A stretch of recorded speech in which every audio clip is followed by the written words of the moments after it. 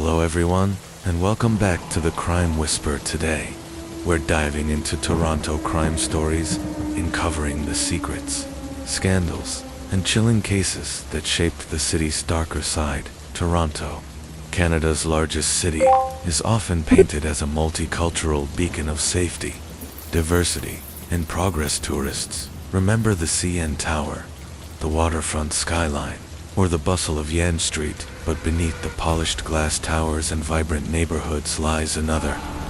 Toronto, a city with its share of secrets, shadows, and unsolved tragedies. The truth is that even among quiet suburbs, university campuses, and downtown condos, the underworld finds its way to thrive. Tonight, on Toronto Crime Stories, we begin with a case that rattled both police and civilians alike. It was the kind of story that made Torontonians question how well they knew their own city.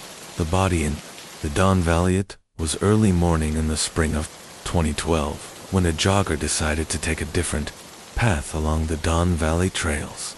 Toronto's Don Valley is a winding stretch of greenery running parallel to highways, a place where the hum of cars blends with the chirping of birds for decades. It's been a spot where runners, dog walkers, and cyclists escape the city noise. But on this day, as the jogger pushed through a bend near Pottery Road, he noticed something odd in the brush. At first, he thought it might be trash, a pile of clothes dumped carelessly, but the closer he came, the clearer it became. This wasn't garbage, it was the body of a man wrapped in a cheap blue tarp, tied with nylon cord. The victim's body bore marks of blunt trauma. His face was barely recognizable, swollen from both the assault and the early decomposition caused by spring moisture. The jogger froze, dialed 911, and within minutes, police cruisers and forensic vans filled the scene. Detective Inspector Maria Santos of Toronto Police Service Homicide Unit would later recall that morning as one of the most unsettling discoveries of her career. It was clear, she told reporters, that whoever did this didn't just want him dead. They wanted to erase him, hide him, make him disappear in plain sight. The first leads. The autopsy revealed the victim to be Raymond Ray Calderon, a 34-year-old small-time nightclub promoter with a history of petty fraud and drug charges. Ray was known in Toronto's downtown entertainment district, especially on King Street West, where high-end clubs and bars catered to both wealthy professionals and wannabe socialites. He wasn't a major player in the criminal world, but he had connections, some to low-level cocaine suppliers, others to shady investors laundering money through nightlife. Police interviewed his girlfriend, who described Ray as charming but reckless. He was always in debt, she said, always promising the next big thing, but behind that smile, he was drowning. Ray had last been seen 3 nights earlier at a lounge near Liberty Village. Witnesses said he'd been arguing with 2 men at the bar, both strangers to regular patrons. One was tall, bald, and heavily tattooed.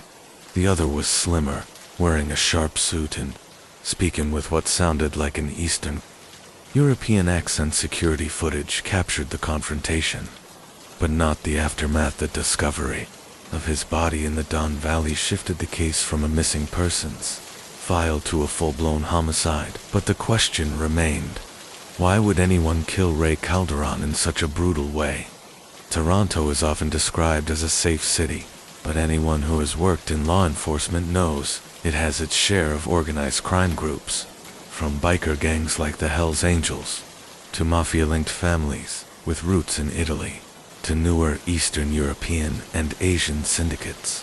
The city is a crossroads for smuggling, drugs, and money laundering. Investigators soon learned that Ray had been dealing with more than just club promoters. His phone records revealed frequent late-night calls to a man police identified as Ivan Pet, a Serbian national rumored to be tied to an underground loan sharking ring. The loan sharks operated quietly but efficiently, preying on gamblers, small business owners, and yes, even nightclub promoters like Ratha. Debts weren't small either. Police discovered Ray owed nearly $60,000 to Petrovic's group, money he had promised to repay with interest, but, according to text messages recovered from his phone, the patience of his creditors had run out. One chilling message read simply, "Last chance we collect one way or another. The city reacts when news of Ray Calderon's murder hit the headlines." Toronto reacted with shock. It wasn't just another gang member gunned down in a back alley. Ray was a face many recognized in nightlife circles. Someone who partied with rising DJs, posed for Instagram photos, and seemed to embody the glamorous downtown life to his friends. He was fun, reckless, but harmless to police. He was a man drowning in debts he couldn't pay to the underworld. He was a liability who had run out of second chances. The press dubbed the case the Don Valley Body Dump. It became the kind of water cooler conversation that made people uneasy. After all, if this could happen to someone living the nightlife dream, how far were ordinary Torontonians from brushing shoulders with crime themselves? A trail of fear as detectives dug deeper. It became clear that Ray wasn't the only one in danger. Several witnesses reported being followed after speaking with police. One nightclub manager found his car vandalized, with a note on the windshield that read, "Keep quiet, or else." Detective Santos knew they were treading on dangerous ground. Whoever killed Ray wasn't just trying to cover up a debt gone wrong. This was a message, warning to others in Toronto's club scene about what happens when you cross the wrong people. But Santos also knew one thing. Intimidation often meant the suspects were nervous, and when criminals get nervous, they make mistakes. The investigation tightens. Detective Inspector Maria Santos and her team knew that the Calderon homicide was more than a random act of violence. The brutality, the disposal method, and the threats aimed at witnesses all pointed to one thing. Organized crime. Toronto Police Homicide brought in its Organized Crime Enforcement Unit to work alongside them. Investigators combed through phone records, CCTV footage, and financial statements. Each clue revealed more about Ray's double life on paper. He was a promoter, someone who booked DJs, arranged bottle service, and mingled with club owners, but beneath that flashy exterior, he was essentially a middleman. He moved small amounts of cocaine through parties, connected wealthy clients to suppliers, and borrowed money from anyone who would give it to him. Ray's charm kept him afloat, but his debts were stacking higher than his profits. One detective later described him as a man playing a game with no way to win. The shadow of name Ivan Petrovic kept surfacing. Witnesses from Liberty Village recalled the Eastern European man in the suit. Others whispered that he had been seen outside multiple downtown clubs, usually surrounded by heavyset men who looked more like bodyguards than party gospelers. Intelligence already had a file on Petrovic. He wasn't a household name like some biker bosses or mafia figures, but in certain circles, he was feared. He specialized in loan sharking, offering cash fast, no questions asked, with crippling interest. Those who failed to pay were given reminders, a broken finger, a smashed window, or worse. Petrovic himself was a ghost on paper. He lived in a luxury condo near Harborfront, but the unit wasn't under his name. He drove a black BMW, but the car was registered to a numbered company. His phone bill paid through prepaid accounts. It was as if he had mastered the art of being untouchable.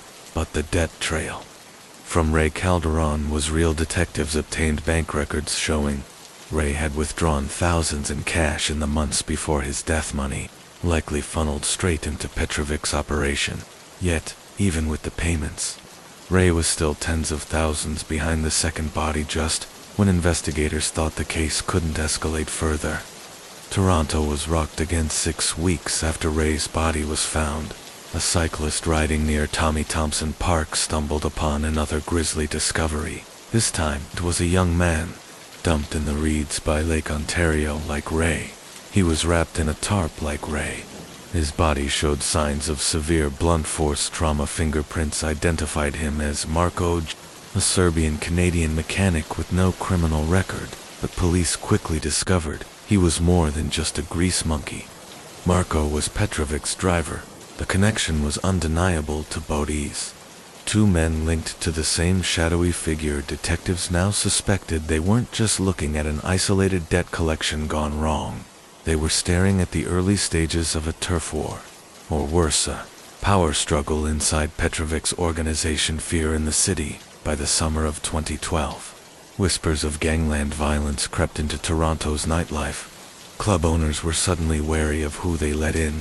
Bartenders spoke in hushed tones about guys you don't mess with. Even DJs, usually insulated from the city's underworld, told stories of promoters being shaken down for money. Media coverage grew relentless.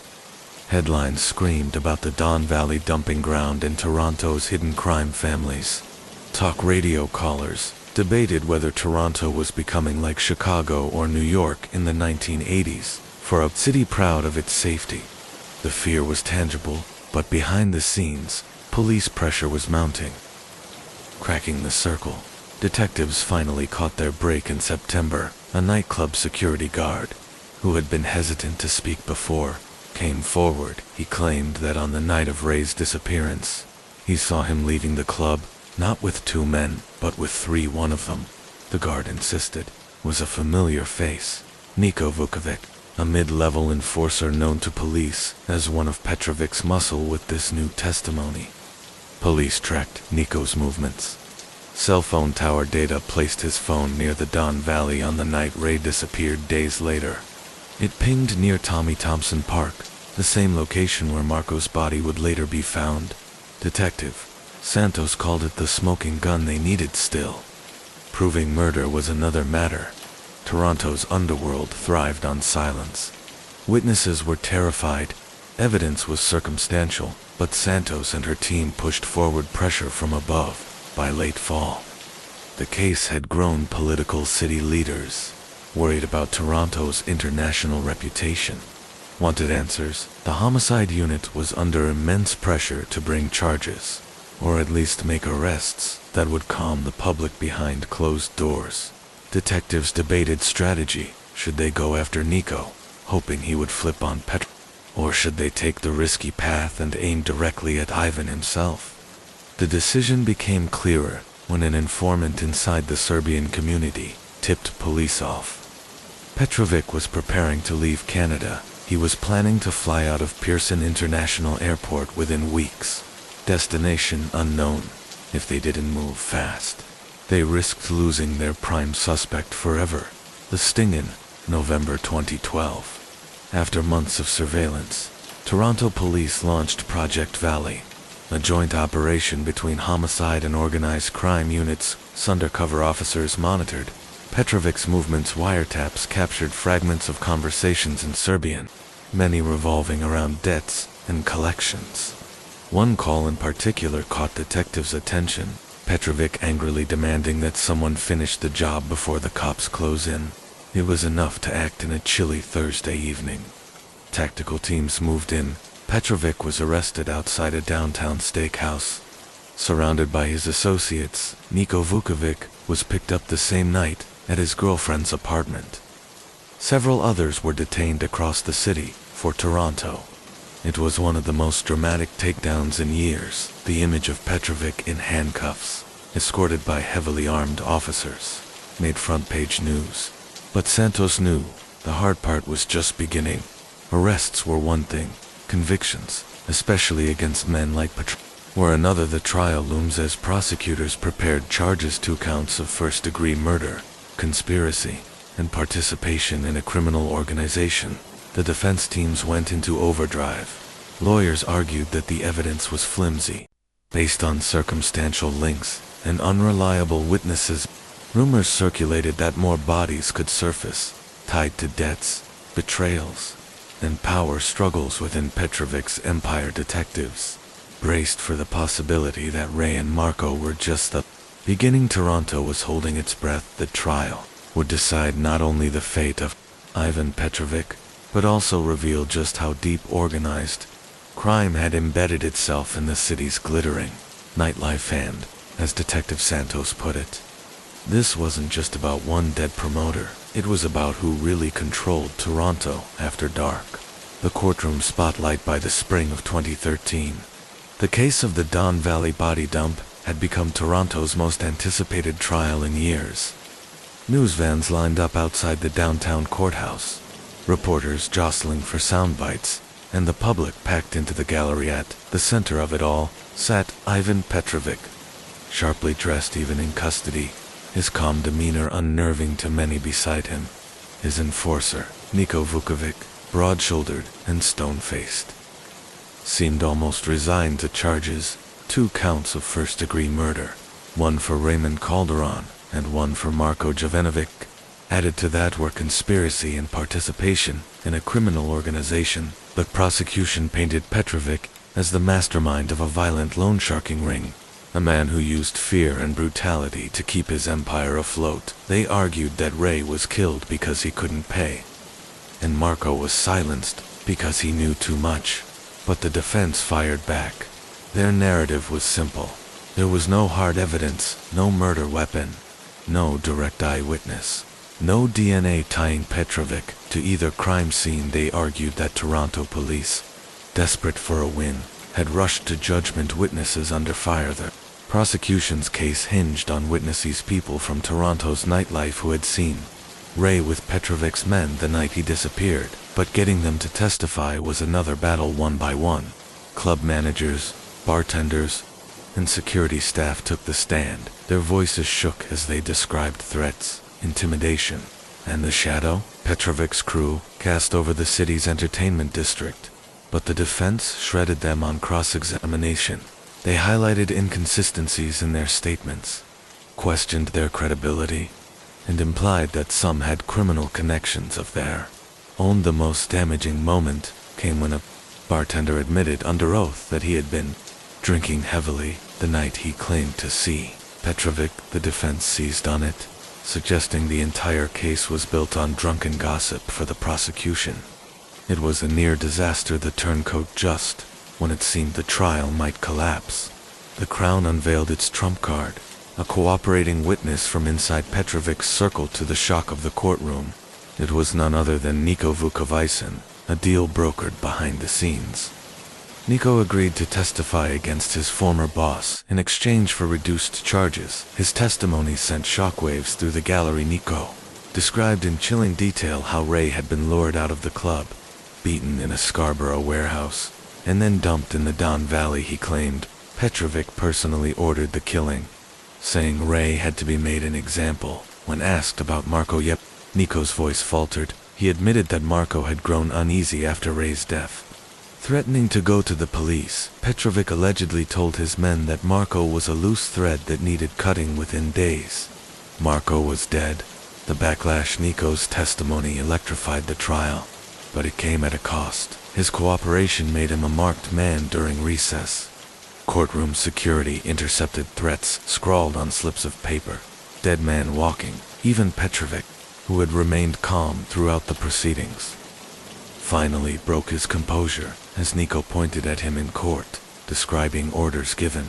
Petrovic leaned forward and muttered something in Serbian. Interpreters later translated it as, "You'll regret this before the grave." The judge immediately reprimanded him, but the damage was done to the jury. It looked like intimidation, proof of the very menace prosecutors had been arguing all along. The media circus outside the courthouse. Toronto was transfixed. News stations broadcast nightly updates. Talk shows debated whether Niko was a brave whistleblower or just a criminal saving his own skin. Tabloids ran headlines like "Betrayal in the Underworld" and "From Enforcer to Star Witness." Social media buzzed with speculation about whether Petrovic would walk free or finally face justice. Detective Santos watched the spectacle with mixed emotions. She knew how dangerous Niko was, but she also knew his testimony was their best chance at conviction. Sometimes, she later said, you have to let one wolf turn on the pack. The defense strikes back. Petrovic's lawyers weren't finished. They attacked Niko's credibility, pointing out his criminal record and his deal with the Crown. "Why should the jury believe you?" one lawyer sneered during cross-examination. "You're a confessed killer, willing to say anything to save yourself." Niko didn't deny it. "I was part of it," he admitted, "but I didn't give the orders." He did. He jabbed a finger toward his voice echoing in the silent courtroom. The exchange was electric. Some jurors scribbled furiously in their notebooks, others stared at Petrovich, who sat motionless, his jaw tight. The city divided as the trial dragged into weeks. Toronto's mood shifted for some. The case was proof that the city wasn't as safe as it liked to believe. For others, it was a reassurance that the justice system could confront organized crime head-on. But for those inside the underworld, the trial was a fracture line. Petrovich's empire, once feared, began to crumble. Associates distanced themselves, rivals circled, eager to fill the vacuum, and whispers spread that Nico's cooperation had set off a chain reaction of betrayals. The climax closing arguments stretched over 2 days. The prosecution urged the jury to see through the smokescreens, reminding them of the intimidation, the threats, the patterns of violence. This wasn't random. The Crown declared this was organized, deliberate, and ruthless. The defense countered by portraying Petrovich as a scapegoat, a convenient villain for a city hungry for justice. They insisted there was no physical evidence tying him to the murders, only the word of criminals looking to save themselves. When the jury retired to deliberate, the city held its breath for 3 days. The fate of Ivan Petrovich hung in the balance. On the 4th day, the jury filed back into the courtroom. The foreperson stood. The judge asked for the verdict. The words echoed through the chamber: guilty of first-degree murder for both Raymond Calderon and Marko Jovanovic. The gallery erupted, some in cheers, others in stunned silence. Petrovich sat stone-faced, finally breaking his mask of calm as guards cuffed him. Nico, shielded by officers, avoided his gaze. Detective Santos later admitted she felt both relief and unease. "We got him," she said, "but in this line of work, you never really win. Someone always fills the void after the verdict." When the gavel came down on Ivan Petrovich's guilty verdict, the city of Toronto exhaled a collective breath it didn't realize it had been holding. The conviction was hailed as a major victory for law enforcement, proof that even the most elusive organized crime figures could be brought down. Petrovich was sentenced to life in prison, with no chance of parole for 25 years, the maximum penalty under Canadian law. His enforcer, Niko Vukovic, received a reduced sentence of 12 years in exchange for his cooperation, a decision that split public opinion. To some, Niko was a traitor who deserved no mercy. To others, he was the necessary evil that made justice possible. Detective Inspector Maria Santos stood on the courthouse steps the day of sentencing. Speaking to reporters, "This case shows that no one is above the law," she declared, "but it also reminds us that organized crime doesn't vanish overnight. We remain vigilant." The cracks in the underworld. Petrovich's conviction sent shockwaves through Toronto's criminal networks. His loan-sharking ring, once feared, was suddenly leaderless. Associates scrambled to protect themselves. Some fled the country, others aligned with rival groups, and a few quietly offered cooperation to police in exchange for protection. But nature abhors a vacuum, and so does organized crime. Within months, intelligence units observed new figures stepping into Petrovich's territory. Albanian crews, biker gangs, and even homegrown street gangs began pushing into the nightlife economy. The violence didn't vanish, it shifted. Detective Santos later described it as cutting off one head of the Hydra.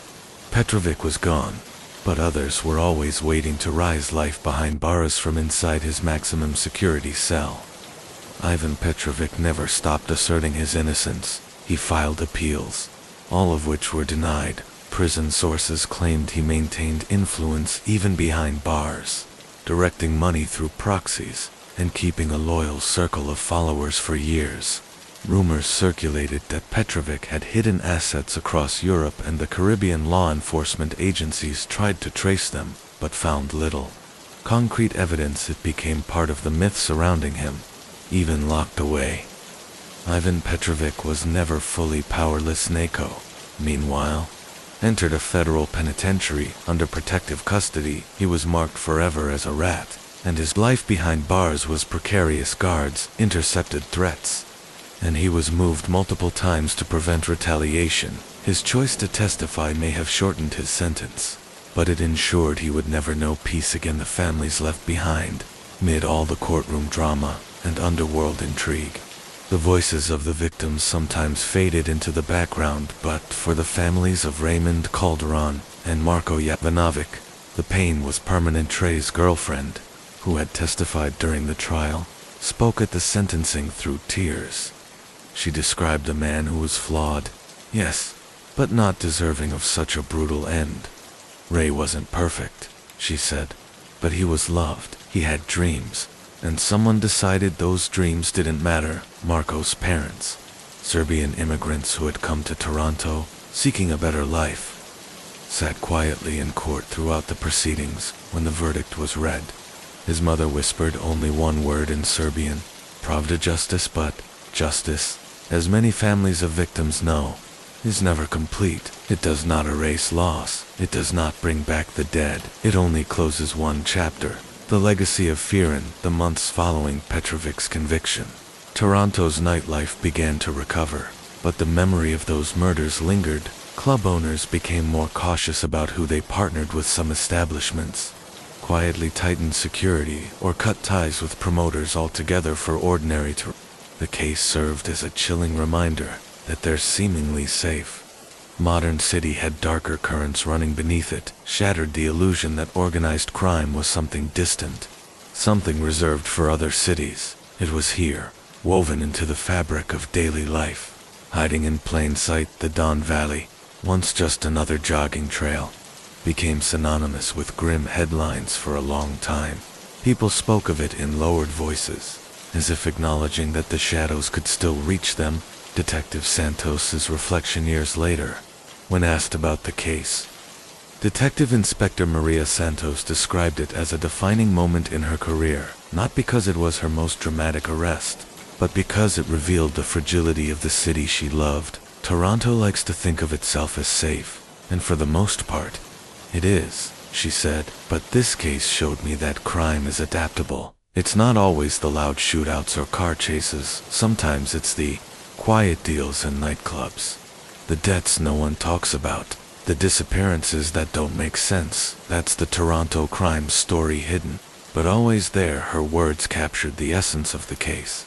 Crime in Toronto wasn't always visible, but it was real, and it left scars long after the headlines faded. Epilogue: Toronto After Dark. By 2015, 3 years after the trial, Toronto had moved on to new headlines, new scandals, new tragedies, but for those who remembered, the Don Valley body dump remained a turning point.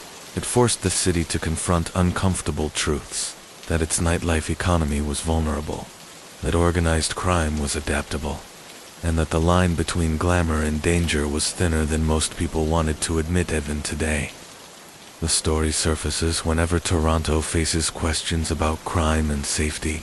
Journalists revisit it in documentaries, professors teach it in criminology classes, and on quiet nights, when the Don Valley trails are empty, joggers still glance over their shoulders, remembering the morning a body in a tarp turned their city upside down. Because in Toronto, like in every great city, the lights may shine bright, but the shadows are never far away. 5 years later, by 2018, Toronto had changed. Condo towers multiplied across the skyline, tech companies planted their flags downtown, and the city's image as a global hub of culture and safety grew stronger. But beneath the polished surface, the aftershocks of the Petrovic case still rattled through the underworld. The fall of Ivan Petrovic created something unexpected, not calm, but chaos. His conviction left behind a fractured empire, and the pieces didn't vanish. They scattered into the hands of rivals, hungry for power. Detective Inspector Maria Santos, now promoted to superintendent, admitted in a rare interview, "We thought cutting off the head would end it. Instead, it was like breaking glass shards everywhere, each one dangerous." The new faces into the vacuum stepped a younger, more ruthless generation of criminals, unlike Petr, who clung to old-world methods of intimidation and face-to-face threats. These new operators embraced technology. They used encrypted apps, cryptocurrency, and burner phones to run their operations. They laundered money not just through nightclubs but through shell companies, online casinos, and even real estate investments in Toronto's booming housing market. One of the most prominent names to emerge was Arban Kadra, an Albanian Canadian with ties to biker gangs, where Petrovic relied on fear. Kadra relied on networks alliances with groups ranging from Montreal to Vancouver, creating a web of crime that was harder to untangle. But detectives soon noticed something chilling. Some of Kadra's closest associates were men who once worked under Petrovic. The ghosts of the past were alive, now wearing new faces. The disappearance of a witness in 2019. Toronto was shaken by another headline. Daniela Cruz, a former bartender who had testified in the Petrovic trial, vanished without a trace.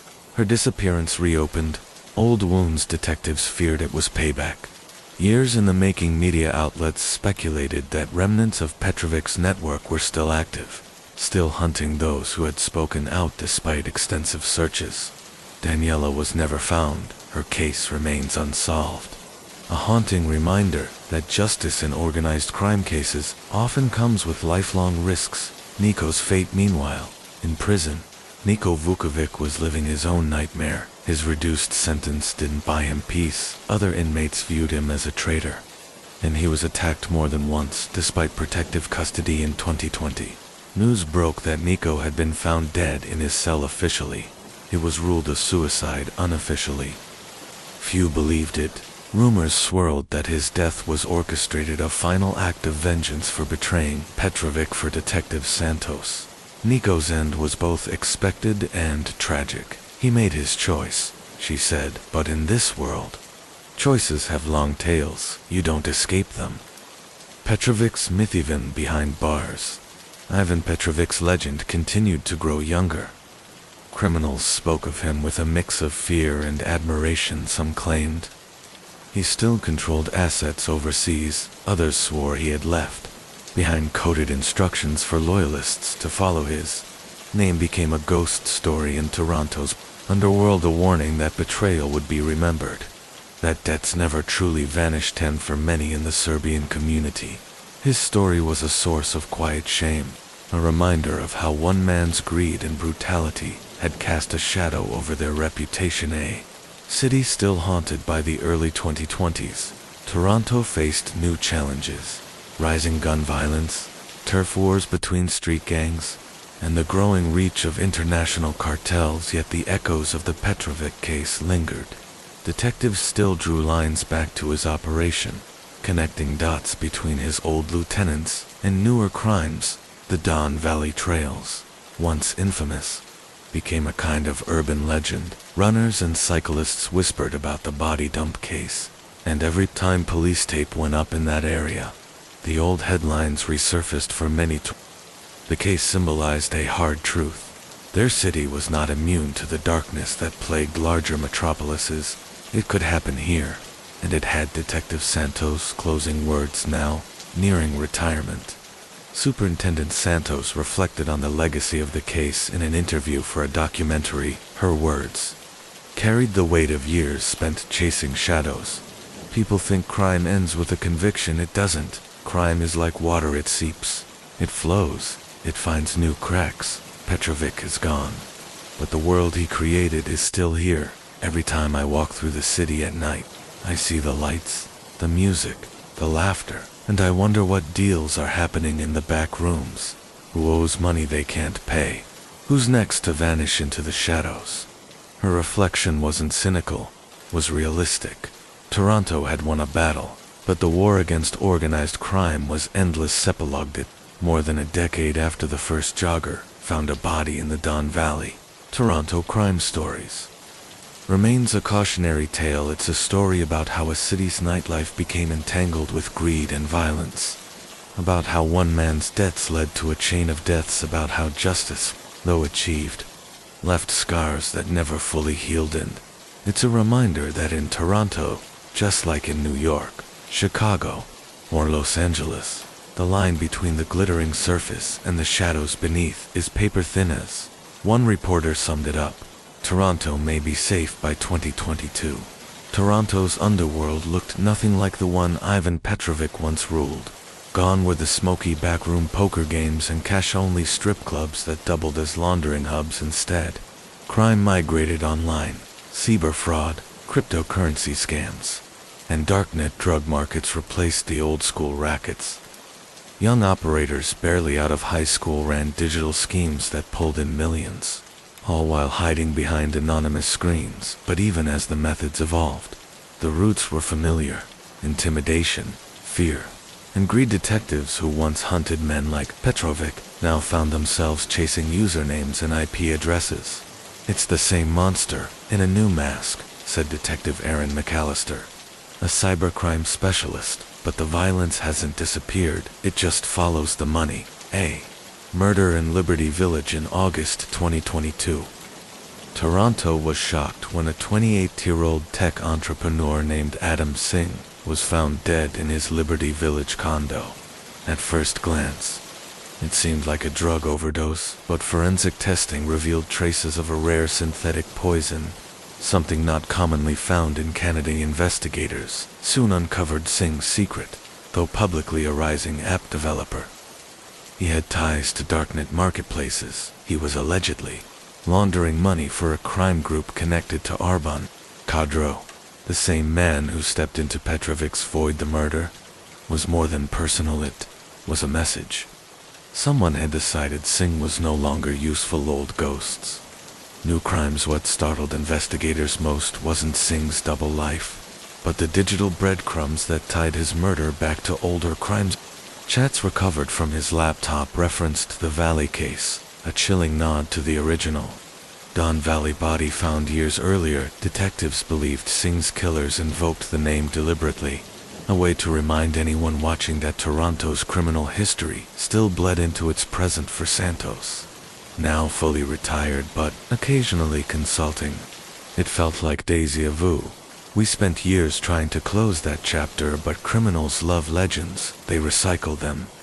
They build myths out of them, and myths can be more powerful than bullets." The return of fear as 2023 unfolded.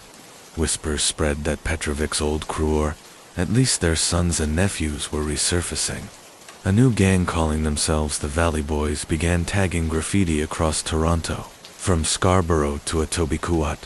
First, police dismissed them as wannabes, but when two small-time dealers were executed in a Scarborough basement, each with a V carved into their chest, the city realized it was more than kids playing gangster. The Valley Boys weren't just criminals. They were branding themselves as heirs to Petrovic's shadow, turning crime into theater journalists. In the crosshairs, Toronto Star journalist Clara Ma, who had covered the Petrovic trial extensively, began receiving threats in 2023 after publishing an article linking the Valley Boys to Codra's syndicate. The threats escalated from anonymous emails to a Molotov cocktail thrown at her parked car. Though she survived, Clara was forced into temporary police protection. Her reporting drew national attention, sparking debates about whether Canada was facing a new wave of organized crime that mirrored the violence of Mexico or Italy. In an op-ed written after the attack, Clara said, "Toronto has always prided itself on being safe, but when journalists are silenced by firebombs, it's no longer just crime, it's a challenge to democracy itself." Cracks in the system. Meanwhile, critics accused Toronto police of being too slow, too reactive. The cybercrime units were underfunded, and traditional organized crime squads struggled to adapt to criminals who lived both online and in the streets. Politicians promised reforms, but behind closed doors, detectives admitted what they feared most: that the Valley Boys weren't just a gang, but a movement. Young men who grew up hearing about Petrovic were now mythologizing him, copying his brutality while mixing it with digital age crime. "It's not just about drugs or money anymore," one officer said anonymously. "It's about reputation. They want to be feared, like Ivan." But on Instagram and TikTok, crime as performance. A new war brewing. By late 2024, violence escalated. Drive-by shootings erupted in North York, and Vaughan car bombs, rare in Canada, detonated outside to rival nightclubs. Social media lit up with cryptic videos showing masked men flashing weapons, their captions reading, "The Valley runs deep. Detectives privately admitted Toronto was witnessing the early stages of a gang war unlike any before. Not just street-level beefs, but a merging of digital crime, old debts, and cultural myth-making seeds Petrovic had planted years ago were growing into something far larger, far darker. Epilogue. The endless story Toronto crime stories no longer belonged to one man or one trial. It had become an evolving saga of power vacuums, digital shadows, and young men chasing the ghost of a legend they barely understood. Triad Superintendent Santos, now in her 70s, was asked in a final interview whether Toronto could ever truly escape Petrovic's shadow. She paused, then replied, "We thought the story ended when we put him behind bars, but crime stories never end, they just change chapters." The first shots by early 2025, Toronto was simmering with tension. The Valley Boys had gone from being a whispered rumor to a full-fledged gang with territory stretching from Scarborough high-rises to downtown condos there. Main rivals were the Montrose Crew, a group with Jamaican-Canadian roots that had dominated parts of the city. Since the early 2000s, the two groups clashed over drugs, guns, and nightclub security contracts. The first explosion came in January.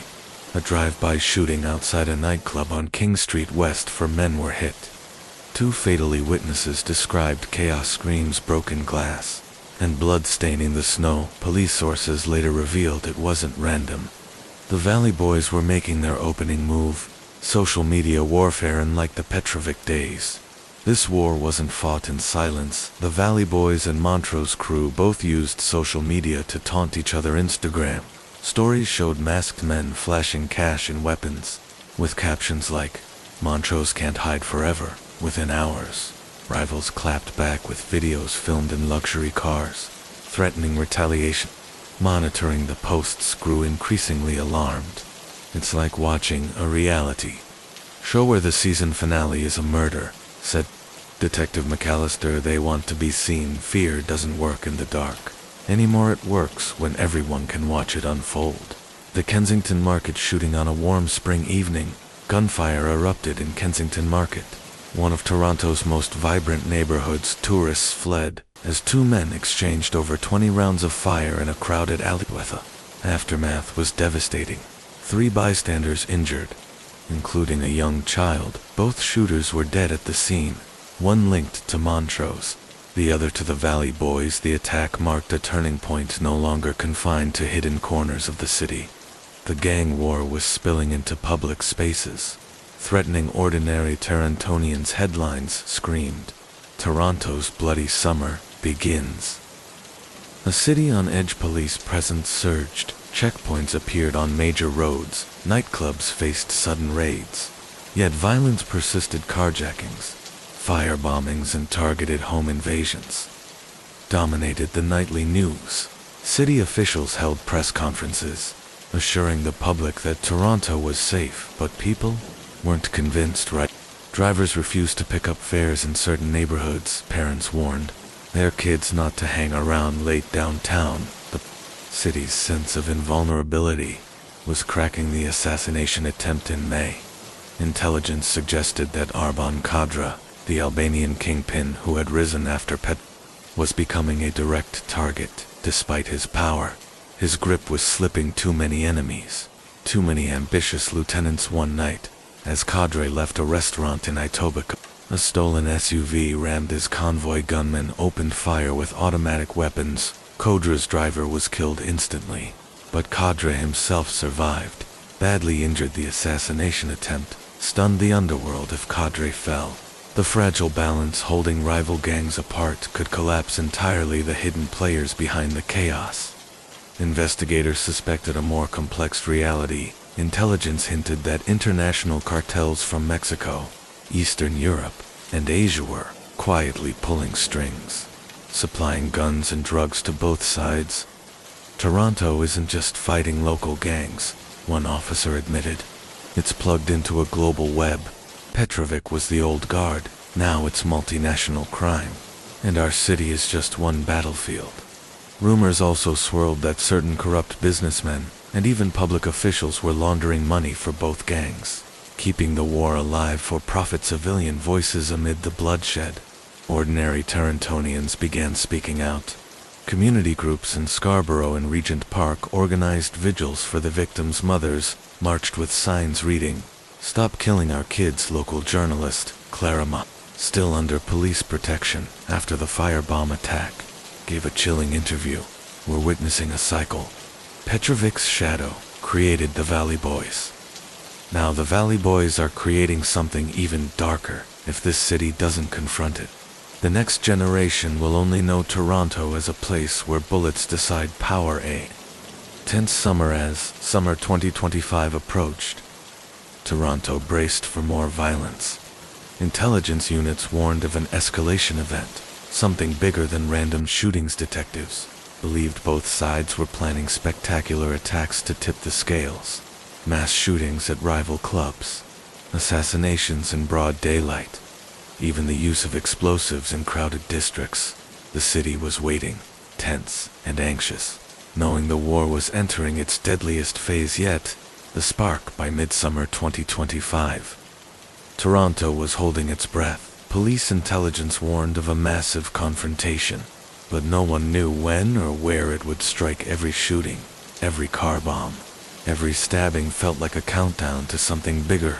The spark came in July. On a humid Saturday night, a Valley Boys convoy was ambushed outside a Scarborough banquet hall during a wedding reception. Gunfire erupted from rooftops, trapping dozens of guests inside. 6 people were killed, 3 of them civilians.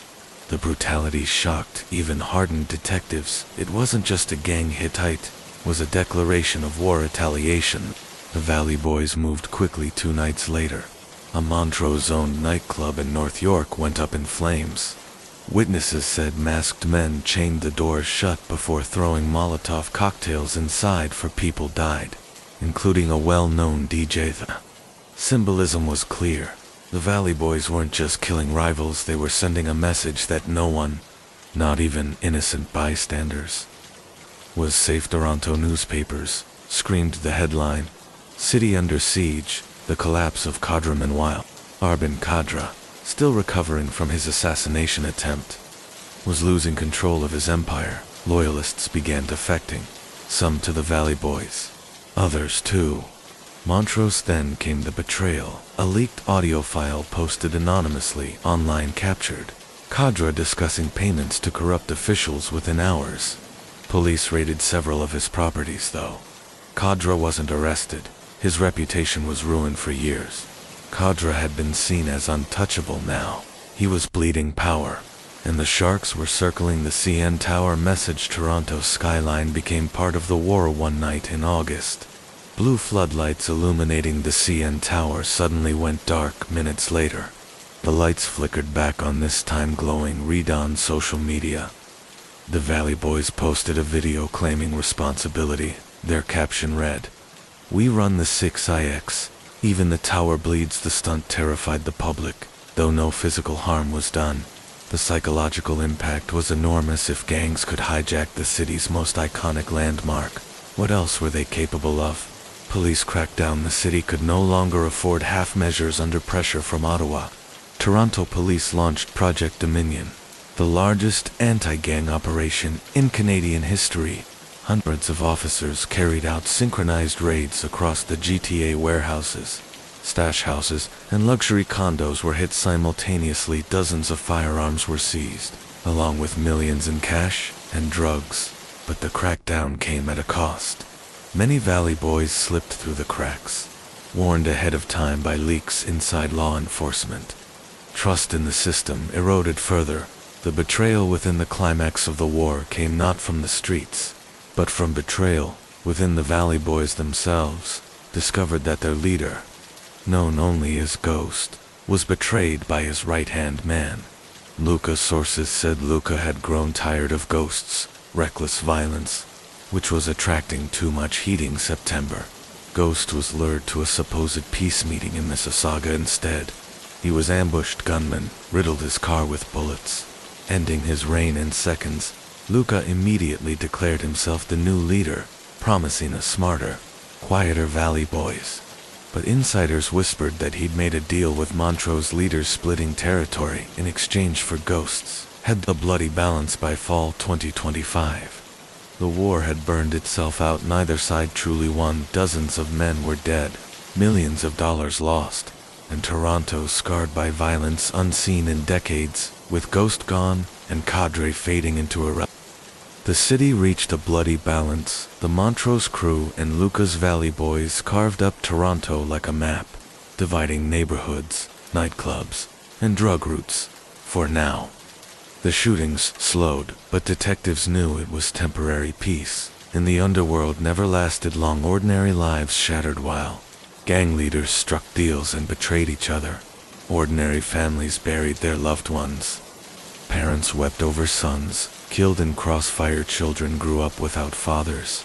Survivors of shootings carried scars, both physical and emotional, that would never fully heal. One Kensington market shopkeeper told reporters, "We just want to live, but in this city, we are always caught between shadows." Epilogue: The endless cycle. In a downtown cafe, retired superintendent Maria Santos watched the news of Ghost's assassination play across the TV. She had warned years ago that Petrovic's fall would splinter the underworld. Now, she saw her prophecy fulfilled.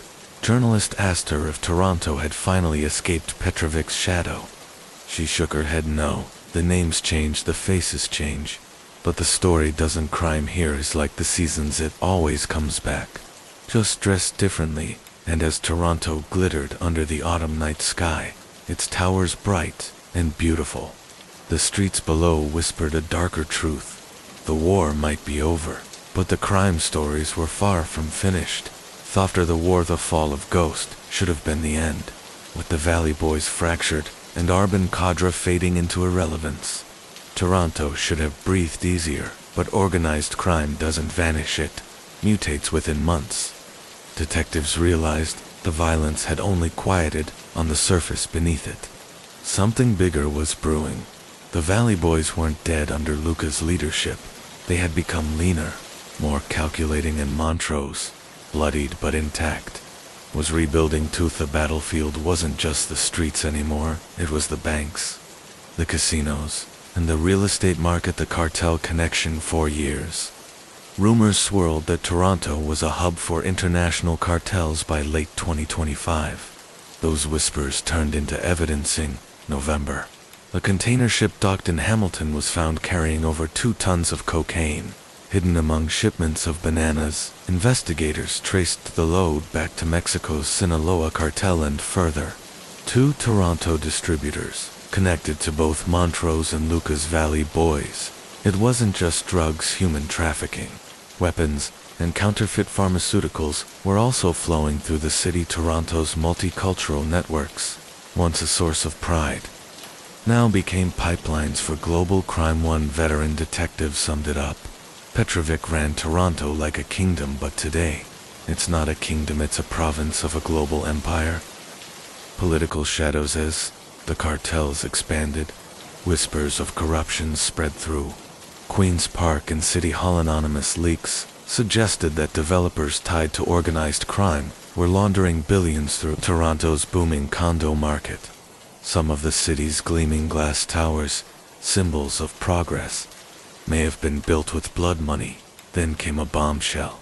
An investigative report by Clara Mahmood revealed that 2 city councilors had accepted campaign donations from companies linked to Luca's lieutenants, though the councilors denied wrongdoing. The scandal rattled Toronto's political class. For ordinary citizens, it confirmed their worst fears, that the line between government and the underworld was thinner than ever. Luca's transformational like Ghost. Luca wasn't reckless. He modeled himself on Petrovic's calculated ruthlessness, but with modern flair he diversified into cryptocurrency fraud, online gambling, and even delivery app scams that skimmed thousands from unwitting users. He recruited not just muscle from the streets, but hackers, accountants, and lawyers. Detectives admitted grudging respect. He's not flashy. One officer said he doesn't post videos. He doesn't pose with guns. He's quiet, invisible. That makes him twice as dangerous. By 2026, Luca was no longer just a gang leader. He was a businessman of the shadows.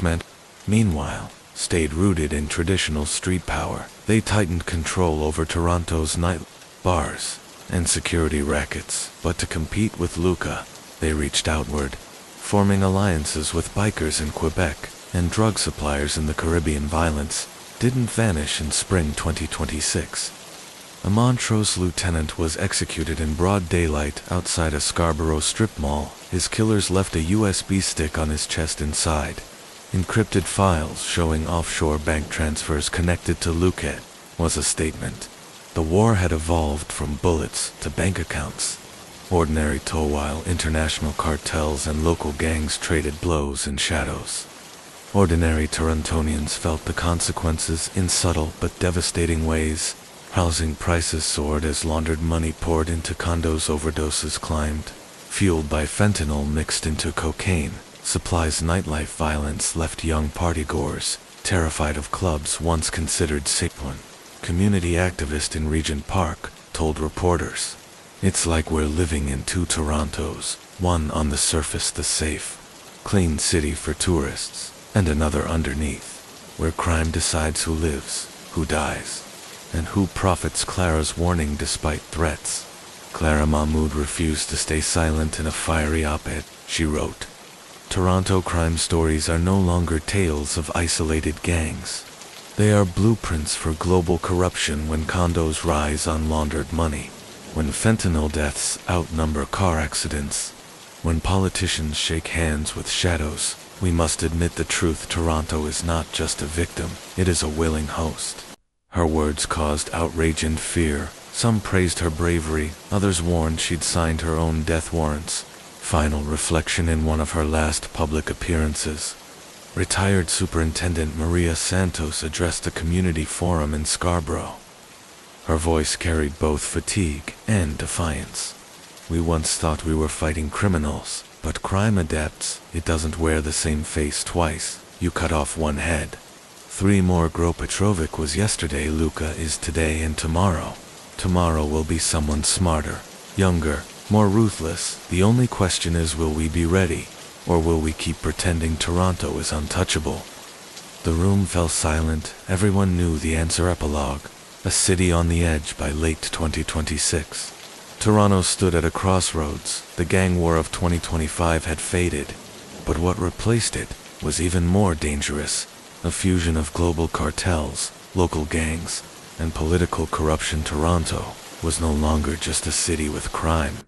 It was a node in a worldwide network, a place where billion-dollar deals, bloody betrayals, and quiet bribes all intersected. The Don Valley, where the first body was found years ago, now felt like ancient history, but the lesson remained. Crime in Toronto wasn't an exception, it was a constant, reshaping itself with every generation. And the story was far from over. Ottawa steps in by 2027.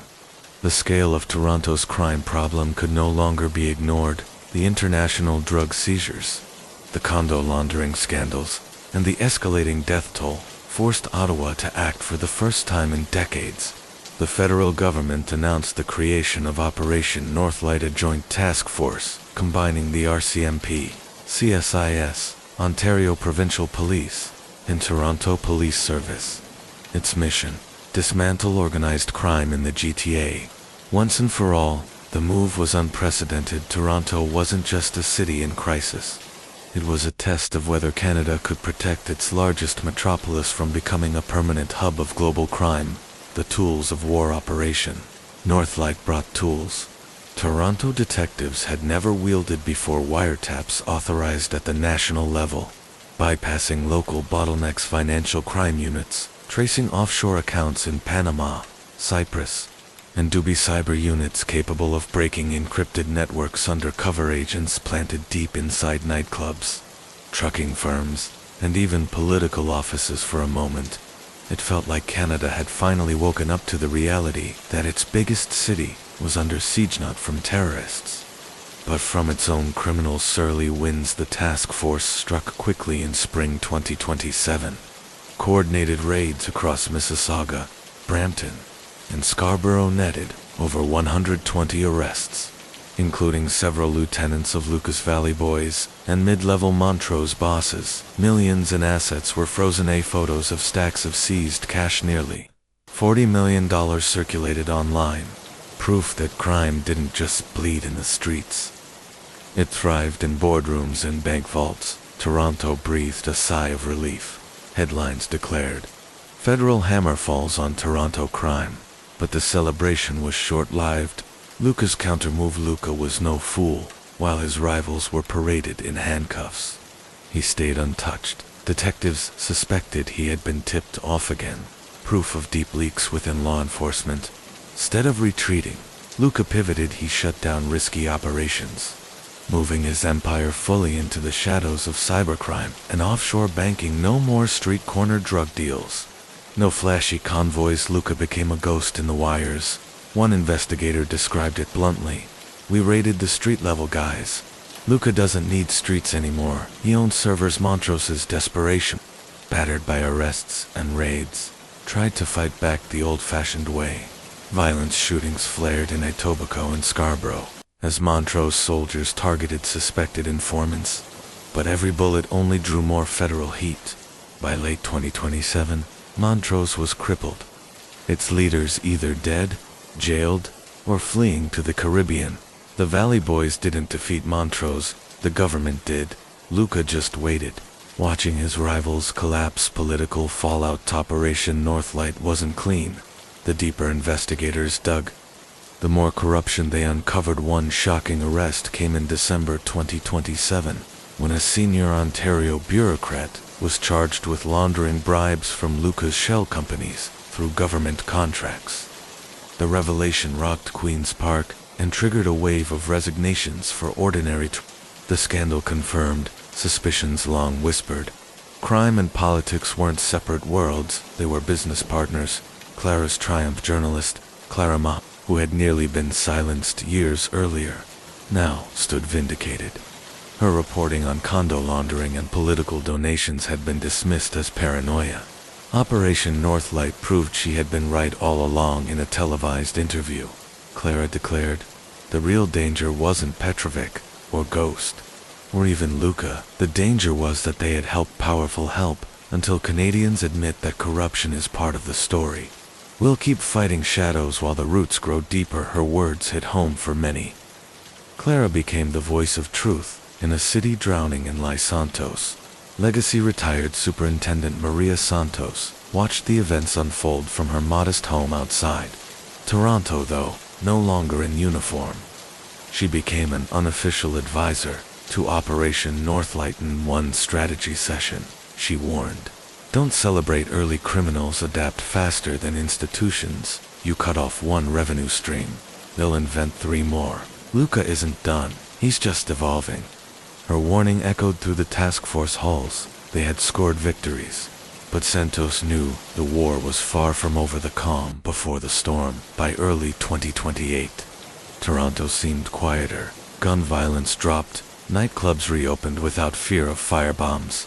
Developers promised cleaner money in the condo market, but under the surface, Luca's empire was alive and thriving. His grip on cybercrime, cryptocurrency exchanges, and offshore shell companies made him nearly untouchable. He no longer needed street soldiers. He had lawyers, coders, and accountants doing his bidding for detectives who had spent decades chasing drug dealers and hitmen.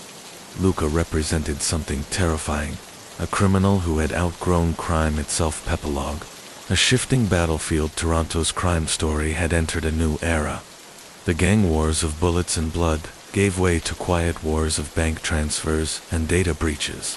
Violence still lingered, but the true battles were now invisible. In the words of one RCMP officer, "Petrovic owned the streets, Luca owns the future." The question haunting Toronto wasn't whether crime could be stopped, it was whether anyone could even see it anymore. And as the CN Tower lit up against the night sky, a silent reminder remained. The city might look safe, but in its veins, shadows still flowed, the invisible empire. By 2029, Toronto's skyline had changed again. Glass towers glittered. Foreign investors still poured money into condos. and the city sold its image as safe, cosmopolitan, and clean on the surface. Crime was down, but investigators knew better. Luca's empire had simply gone invisible. No more shootouts in Scarborough parking lots. No Molotov cocktails in King Street clubs instead. The war shifted into spaces most Torontonians never saw: encrypted servers, offshore banks, AI-driven financial systems. Toronto wasn't bleeding anymore. It was quietly being drained. Luca's new weapon. Luca understood what his rivals never did. Data was the new cocainus. Lieutenants recruited teams of coders from Ryerson and University of Toronto, luring them with six-figure salaries and anonymity. Their job was to build algorithms that could mass cryptocurrency transactions across dozens of wallets in seconds, exploit banking loopholes, using AI-powered bots, create deepfake identities that fooled even government systems. One chilling report claimed Luca's network laundered over $12 billion in a single year, mostly through digital real estate trades and shell charities. When asked about it, one federal investigator admitted, "We're chasing ghosts made of code." Luca doesn't need soldiers anymore. He's got algorithms. The fall of old-school criminals. Luca's empire digitized. The old gangs crumbled. Montrose was a memory ghost's former network splintered, its remnants either jailed or swallowed by Luca's machine. Street dealers found themselves out of work. Why sell fentanyl for pocket change when Luca could launder fortunes with a laptop? Even bikers, once feared across Ontario, turned to Luca for digital protection, paying him to scrub their transactions and keep their profits hidden. The Kingpin had become more than a crime boss. He was an infrastructure provider for criminals worldwide. Clara's last Clara Mahmood wasn't done yet. Her career had already exposed political corruption, but she sensed something bigger in 2029. She published a groundbreaking series titled The Digital Underworld, revealing how Luca's empire had infiltrated Toronto's legitimate institutions. She uncovered hospitals using software owned by Luca's shell firms, charities funneling donor money into offshore accounts, politicians unknowingly accepting AI-generated campaign donations. Her reporting caused a storm, leading to parliamentary hearings on digital crime, but it also put her in danger. Anonymous threats filled her inbox. One message read, "Keep digging, and we'll bury you in your own data." Clara knew Luca was watching Operation Northlight 20. The federal government had no choice but to respond. Operation Northlight was rebranded as Northlight 20, a fully digital task force staffed with cyber experts, white hat hackers, and AI specialists. Their mission wasn't to raid drug houses, it was to outcode Luca's empire. They built AI tools to trace crypto transactions, detect deepfakes, and flag unusual real estate transfers. But the problem was simple. Luca was always a step ahead. His coders adapted in days, sometimes hours, nullifying months of government work. One frustrated agent compared it to fighting smoke. "Every time we grab it, it slips through our fingers." Santos Hituns. Maria Santos, now in her 60s, was coaxed back into service as a consultant. She no longer chased gunmen through back alleys. Instead, she sat in Ottawa briefing rooms, reminding young analysts of a simple truth: behind every code, there's a human. Find a human. She pushed investigators to stop chasing algorithms and instead follow the people running them: the coders, the lawyers, the accountants. Luca could build all the AI he wanted, but he still needed men and women to keep it alive. Her advice would soon prove prophetic. A crack in the armor. In late 2029, Northlight 20 scored its first real win. A young coder, barely 23, was arrested in a condo near Yonge in Eglinton. He had been laundering millions for Luca through a fake healthcare charity, but what mattered wasn't the arrest. It was the laptop on it. Investigators found fragments of Luca's empire network maps, offshore accounts, even encrypted chat logs for the first time. The task force glimpsed Luca's digital skeleton. It wasn't everything, but it was a start. Luca's paranoia. The arrest shook Luca. He had always believed his empire was untouchable, invisible. Now, Someone had pierced the veil. He became paranoid. Meetings moved entirely to encrypted calls. Coders rotated every 3 months. Even his most trusted lieutenants were subject to surveillance, but paranoia is weakness. And Toronto's shadows could smell weakness. Epilogue: a city in 2 worlds by 2030. Toronto existed in 2 realities in the daylight. It was vibrant, new condos rising, festivals returning, immigrants chasing dreams, but in the digital night, it was a battlefield where Luca's invisible empire clashed with Northlight 24 ordinary citizens. Crime no longer looked like a gun in an alley. It looked like a silent transfer, draining their pensions. A deepfake stealing their identity. A condo bought by no one, and everyone at once. Toronto's crime story wasn't ending. It was mutating, and as one RCMP analyst whispered late one night, "We thought Luca was the future. He's just the beginning." No empire lasts forever, not even a digital one by 2030. Luca had built something bigger than Petrovic, bigger than Ghost, bigger than Montrose. He ruled an invisible kingdom of data, money, and fear. But empires don't fall from outside pressure. They crumble from within. The first crack came from a man named Ethan Varga, brilliant coder, recruited straight out of the University of Toronto. Ethan had built key parts of Luca's laundering algorithms for years. He lived comfortably, hidden in the shadows, paid in crypto and silenced. In 2031, Ethan disappeared. They ghosted in the wires at first. Luca thought Ethan had fled. Maybe he'd gotten greedy or scared, but weeks later, strange things started happening. Bank accounts linked to Luca's shells were suddenly frozen. Transfers worth millions vanished mid-transaction. DeFi Luca's crew, used for years, stopped working overnight. Someone was tearing pieces of the empire apart, piece by piece, and doing it with surgical precision. Luca realized with horror, it was Ethan.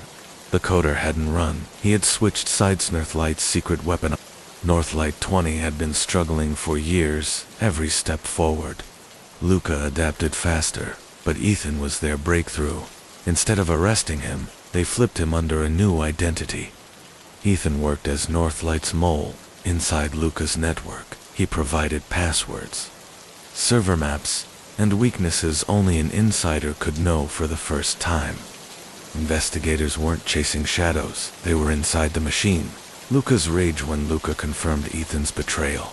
His fury was volcanic. He ordered a manhunt, offering millions in crypto for anyone who could find him. Every contact, every coder, every lawyer was interrogated, some disappearing without a trace. But Ethan had vanished into Northlight's protection program, shielded by RCMP safe houses and encrypted firewalls. Luca couldn't touch him. The Kingpin, who once feared no one, now faced a phantom enemy with his own weapons. Clara's revelation. Clara Mahmood was older now, her hair streaked with gray, but her instinct for the truth was sharper than ever. She learned whispers of Ethan's betrayal before the public did. Her reporting framed it as a turning point. The empire that thrived on betrayal is finally betrayed by its own. She argued Luca's downfall wouldn't come from raids or bullets, but from disillusioned insiders who no longer saw loyalty as profitable. Her words struck deep, because even within Luca's circle, others began to wonder if Ethan had been right. The rival emerges while Luca battled Ethan's sabotage. Another threat emerged, a younger, hungrier figure known only as Nyx appeared in Toronto's cyber underworld. Nyx was a hacker collective, or maybe a single prodigy. No one knew for sure. What mattered was their audacity. Nyx didn't want to work for Luca. They wanted to replace him. They hacked his shell companies, stole millions, and posted mocking messages on dark web forums. The king is old. Time for new blood for Luca. This was worse than police raids. It was humiliation. Santos warning Maria Santos, still advising saw the bigger picture. She warned investigators not to underestimate Nyx. When Luca rose, he waited for his rivals to destroy each other, then claimed the ruins. Nyx is doing the same. If we focus only on Luca, we'll hand the city to someone worse. Her warning echoed history. Toronto's underworld was a cycle. Every time one empire fell, another rose from the ashes. Luca's desperation. By 2032, Luca was fighting on two fronts, Ethan and Northlight, tearing at his empire from within, and Nyx, gnawing at it from below. His paranoia deepened. He stopped trusting his coders. He relocated constantly, from Toronto to Dubai to Eastern Europe, never staying in one city for long. But the irony was clear. Luca, once invisible, was now trapped by his own visibility. Every digital move left a trail Ethan could expose. Every countermeasure risked being stolen by Nyx. The empire wasn't collapsing yet, but the cracks were widening. Clara's closing lean in one of her last major reports before retirement. Clara summed it up in a line that would echo across Canada. Petrovic ruled with bullets, Luca ruled with code, but every king forgets the same truth: empires don't last, people do. Her words foreshadowed the storm to come, because Toronto wasn't facing one king anymore. It was facing a battlefield of ghosts, hackers, and traitors, and somewhere in the shadows, Nyx was smiling, the Shadow King. By 2033, Luca was no longer Toronto's invisible king. His power still stretched across continents, but his crown was slipping every week. Another account frozen, another coder defected, another whispered rumor that Luca's time was ending. And behind it all was the name that haunted him more than Ethan, more than Northlight. Nyx. The rise of Nyx. Nobody knew who Nyx truly was. Some said it was a collective of disgruntled coders Luca had underpaid. Others believed it was a rogue AI project, gone sentient. What mattered was there, rich hospitals in Toronto suddenly locked out of patient records until they paid. Nyx-controlled ransom banks reporting phantom transfers, billions disappearing and reappearing in seconds. Developers seeing condo sales collapse as Nyx exposed fraudulent buyers linked to Luca. The city buzzed with paranoia. Was Nyx a hero, exposing corruption, or just another criminal? On dark web forums, a slogan appeared beneath Nyx's digital emblem: "We are the cure to Luca's disease." Luca's counterattacked for the first time in years. Luca returned physically to Toronto. He believed Nyx was here, embedded in the city's tech, seen as lieutenants, fewer than before. Launched brutal countermeasures. Suspected Nyx sympathizers were kidnapped, beaten, or simply disappeared. But Luca was fighting smoke. Nyx struck from the shadows, vanishing before Luca's men could retaliate. Each violent act only drew more attention from tightening the net around Luca's crumbling empire. Ethan's choices side a fortified Ottawa safe house. Ethan Varga watched Luca spiral. He knew Luca better than anyone. He also knew Nyx was dangerous. Unlike Luca, who cared about money and control, Nyx seemed driven by chaos itself. When Northlight pressed Ethan for intel on Nyx, he hesitated. He wasn't sure if they truly wanted to stop Nyx or use them for the first time. Ethan realized the lines weren't clear. Luca was a tyrant, but Nyx might be worse. Clara's comeback, though retired, Clara Mahmood couldn't resist the story. She came back with a limited podcast series, The Fall of the Digital King. Her voice carried weight, chronicling Luca's rise, his paranoia, and Nyx's challenge. Millions tuned in. But Clara's real bombshell came in episode 5. When she hinted she had a source inside Nyx. That revelation shook both Northlight and Luca. If true, it meant Clara had access no one else in Canada did. For Luca, it meant someone was feeding the media details of his downfall. For it meant a civilian journalist might have better leads than federal intelligence. Santos warning Maria Santos, the eternal realist, watched these events unfold with growing dread. She told Northlight, "You're all celebrating too early. Luca's empire isn't dead, it's mutating, and Nyx isn't here to save Toronto. They're here to take it." Her words echoed in briefing rooms, but politicians wanted headlines, not warnings. They declared crime under control, while Nyx burrowed deeper into the city's infrastructure. A battle on the wires. The real war wasn't fought with bullets. It was fought in server rooms and fiber optic cables. In summer 2033, Nyx hacked the TTC for 3 hours, Toronto's transit system was paralyzed. Trains stopped, mid-tunnel buses idled at stations. Panic swept the city on every frozen screen. The same message appeared. Luca's time is over, so is yours. Toronto was no stranger to violence. But this was different. It wasn't about turf or drugs. It was about power over reality itself. Luca's last gambit Luca made a choice he had avoided for years. He reached out to politicians directly through intermediaries. He offered to help them stop Nix. In exchange, he demanded amnesty, freedom, and the chance to rebuild his empire elsewhere. It was the devil's bargain. Ally with the criminal king to stop the new phantom inside Northlight. Debate raged. Some argued Luca was the only one who truly understood Nix's methods. Others said cutting deals with the devil would doom Canada forever. Clara's line in her final podcast episode that year.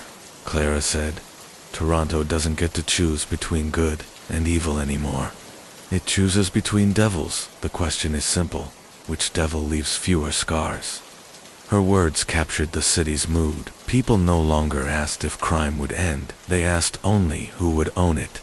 Next epilogue, the silent city. By the end of 2033, Toronto was silent. Not peaceful silent. Luca hid in hunted by Nix and the state. Nix prowled the city's digital veins.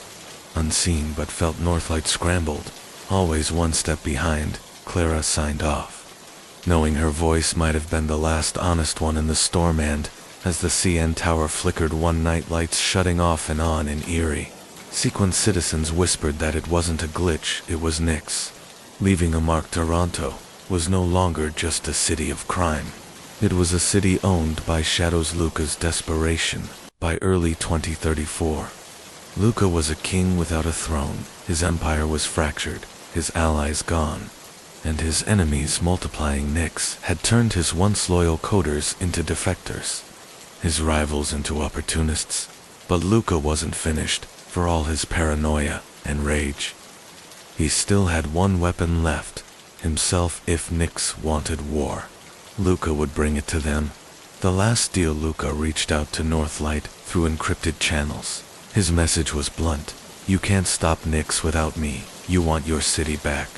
I want out. He offered intelligence on Nix's networks, safe houses, even the handles of their top hackers. In exchange, Luca demanded immunity and safe passage to Eastern Europe. Within Northlight, debate raged. Could they trust him? Was Luca genuine, or was he setting a trap? Maria Santos cut through the noise. This isn't about trust, this is about survival.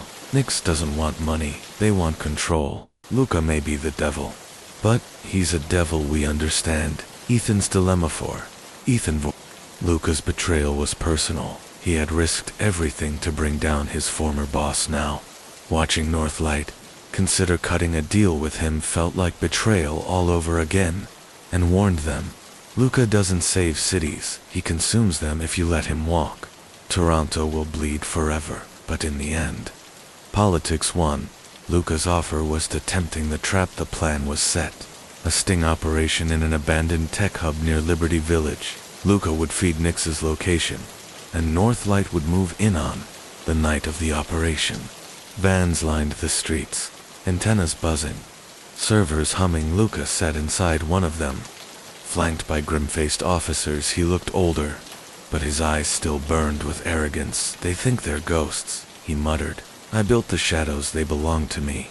The strike at 11:42 p.m. Northlight's cyber units launched the attack. Firewalls collapsed, servers overloaded for the first time. Nix's networks flickered moments later. Field teams stormed the suspected safehouse. Screens lit the dark, rows of computers glowing like an altar. And there, in the middle of it, a figure sat calmly, typing. Not a collective, not a faceless army, a single person, the face of Nixta. Hacker turned slowly as officers rushed in, a young woman barely in her 20s, with sharp eyes that didn't flinch at the rifles pointed at her. So Luca sent you, she said softly. Her name was Mira Chen, a Toronto-born prodigy who had grown up watching her city rot under men like Luca. She hadn't built Nix for money, she had built it for revenge. Bet, as they cuffed her, The screens around her lit up. Nyx's emblem pulsed, and a voice echoed through the servers. "You caught one, we are many." Nyx wasn't just Mira, Nyx was bigger. Luca's satisfaction watching from the van. Luca smirked as news of the capture came in for him. This was vindication, proof that he was still the master. "Still, the one pulling strings told you," he said, lighting a cigar. "Even ghosts can bleed." But the smirk didn't last. Seconds later, his phone buzzed with a private message. No sender, no trace, just one chilling line. "We know you're here." Nyx's Counter-Strike 4, Northlight could celebrate. Chaos erupted. Power grids in downtown Toronto failed. Banks locked citizens out of their accounts. Traffic lights plunging intersections into gridlock hand on every hacked screen. The same message flashed. "Luca dies tonight." Panic swept the task force. Luca was yanked from the van, surrounded by armed guards. But everyone knew the truth. Nyx didn't need bullets. They could kill him with code. The final move as blackout spread across Toronto. Luca realized his mistake. He had underestimated Nyx's reach. This wasn't a gang war. This was annihilation. In desperation, he grabbed Ethan by the collar. "Help me stop them. You know my systems. You know their weaknesses. You owe me." Ethan looked him dead in the eye. "No, Luca, I don't owe you anything." And with that, Ethan fed Nyx one final key, Luca's personal encryption signature. The code that shielded his fortune and his safety within minutes. Luca's accounts emptied. Offshore vaults, condos, crypto wallets. Ganeda, King's empire dissolved into thin air. The end of Luca by dawn. Luca was nothing. No money, no power, no army. Some say he fled Canada, smuggled out in a cargo ship to Eastern Europe. Others claim Nyx got to him first, erasing his identity until nothing remained but a ghost story whispered in Toronto bars. Officially, he vanished. Toronto's shadows celebrated. The digital king was dead. Epilogue. A new crown, but the victory was hollow. Mira Chen sat in a federal cell, silent, as Nyx's networks roared back to life around the globe. Luca was gone, but his shadow had already birthed something bigger, something borderless. Toronto wasn't free. It was simply changing masters, and, as Clara Mahood said in her final broadcast, every time Toronto buries a king, a new one rises. The city doesn't kill crime, it feeds it. The morning after Toronto awoke to chaos, blackouts had cut across neighborhoods. ATMs stood frozen, their screens blinking with Nyx's emblem. Traffic jams stretched 4 kilometers, where lights had failed. The city's citizens, already used to living in Luca's shadow, now faced something far more terrifying, an invisible enemy for all his brutality. Luca had been predictable. He wanted money, power, respect, but Nyx. Their motives were unclear, their methods limitless. It wasn't crime as Toronto knew it. It was something new. Myra Chen's silence after her arrest. Myra Chen became the most wanted interview in Canada. Prosecutors, journalists, and even rival hackers demanded answers. Who was Nyx? How much control did she hold? Could Toronto ever be safe again? But Mira never spoke. She sat in her concrete cell at a maximum security facility north of the city, her gaze fixed on the corner camera. Some guards whispered that she was waiting for a signal. Others feared she didn't need one, that she could bring the prison down with nothing but her mind. The truth was more chilling. Myra didn't have to act. Nyx acted for her. Ethan's worth, and Varga should have celebrated Luca's downfall. He had fought for years to expose the kingpin, and now Luca was nothing more than a whisper. But Ethan knew the city wasn't safe. Luca's empire had crumbled, but the void left behind was quickly being filled by Nyx. Where Luca's men once stood on corners with guns, now there were kids in basements, laptops glowing, running scripts they barely understood. But that Nyx fed them crime was no longer in the alleys, it was in the wires. It realized something brutal. He hadn't just survived Luca. He had survived to witness something worse in Earthlight, fractures inside Northlight. Morale broke. Politicians demanded quick results. Investors pulled back funding, and rival agencies mocked their inability to stop a ghost. Maria Santos tried to rally her people. This isn't a failure. This is evolution. We don't fight shadows with walls, we fight them with fire. But even she couldn't deny the truth. Toronto wasn't a battleground anymore. It was the epicenter of a digital war spreading across borders, and Northlight was outnumbered. The streets react on the streets. The reaction was split. Some saw Nyx as heroes, digital Robin Hoods, striking against corrupt institutions. Social media flooded with hashtags like hashtag Nyx knows and hashtag no more kings. To many young Torontonians, Nyx wasn't a threat, they were a revolution. But for other shopkeepers who lost access to bank accounts, families trapped in blackouts, Nyx was terror in a new form. They longed for the old days of Luca, when crime wore a face you could point at. Toronto was divided, and Nyx thrived in that division. Luca's ghost weeks. After Luca's disappearance, rumors spread. Some claimed he had resurfaced in Serbia, plotting revenge. Others whispered that Nyx had erased him from existence, not just killed him, but wiped his name, bank records, passport, even his photos from public archives. One chilling story claimed Luca had sent an encrypted message from exile. Nyx isn't the future, they're the fire, and Toronto will burn. No one knew if it was real, but the message spread across forums, fueling speculation that Luca was still out there, watching the city he once ruled. Nyx expands. By spring 2034, Nyx's influence was global. Hospitals in Chicago reported ransomware attacks traced back to Toronto. A London bank collapse was linked to Nyx's signature code. Even military satellites in Eastern Europe experienced interference every time officials announced a victory. Servers seized, accounts frozen. Nyx responded with something bigger. The message was clear. Nyx wasn't a gang. Nyx wasn't even an organization. Nyx was an idea. Clara's broadcast. Clara, now one of the few journalists brave enough to cover Nyx openly, aired a live segment that shook Toronto. We thought we buried Luca, but Luca was never the disease, he was the symptom. The disease is deeper. Luca wanted money. Nyx wants obedience. They don't need soldiers. They don't need bullets. They need only our silence. Her words went viral, but hours later, her channel was hacked. The broadcast was replaced with Nyx's emblem and a line of text. Silence is not required, only surrender. The city on edge. By summer, Toronto was unrecognizable. Businesses hired private cyber defense teams, the way they once hired security guards. Police patrols were replaced by mobile server units. Ordinary citizens spoke in hushed tones about what websites they visited, which apps they used. Afraid that Nyx was watching. It wasn't paranoia, it was reality. For the first time in its history, Toronto wasn't controlled by gangs, cartels, or politicians. It was controlled by something no one could see. Ethan's choice, haunted by the role he played in Luca's fall.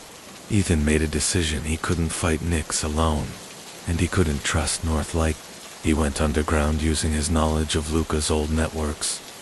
Ethan built his own counter-collective, a small hidden group of defectors, journalists, and ex-coders, who had one mission: expose Nyx without becoming them. They called themselves Echo. But Ethan knew the risk in Toronto.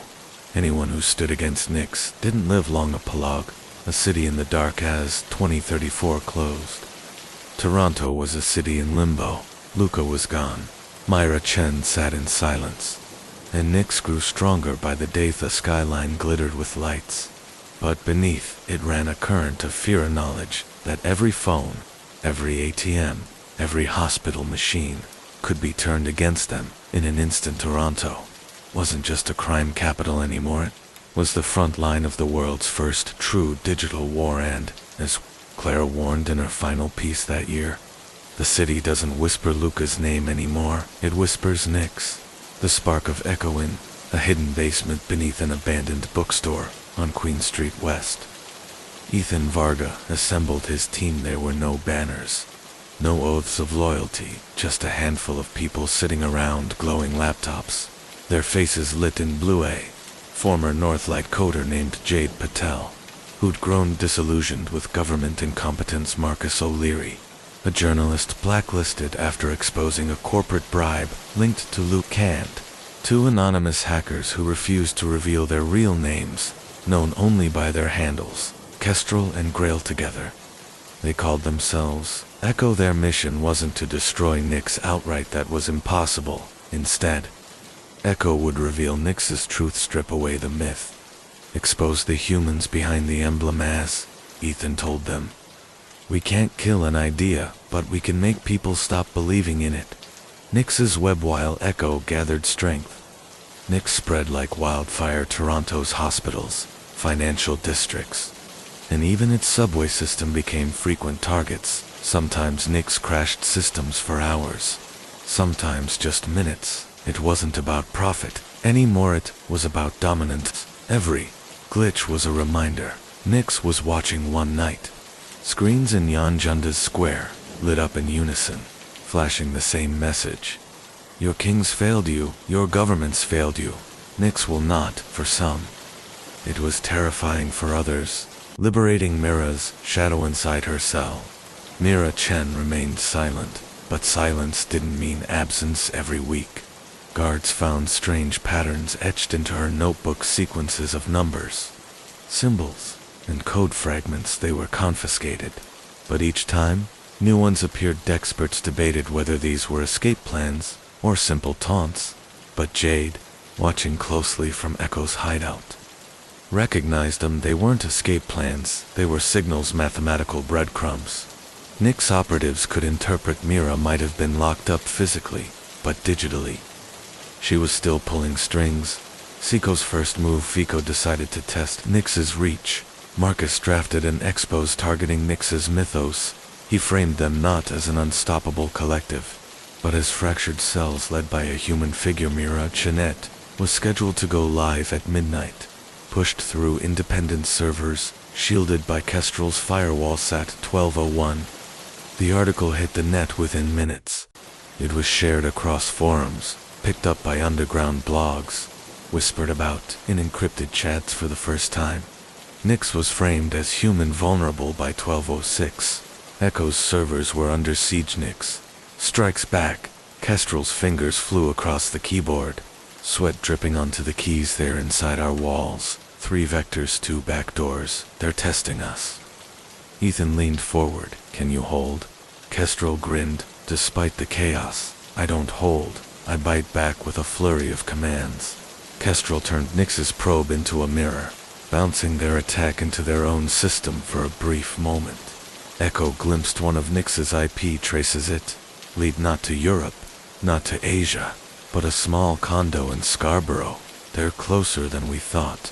Jade muttered, but before Echo could act, the trace vanished. Nyx had cut the cord. The warning hours later, Marcus opened his laptop to find a chilling message blinking across the screen.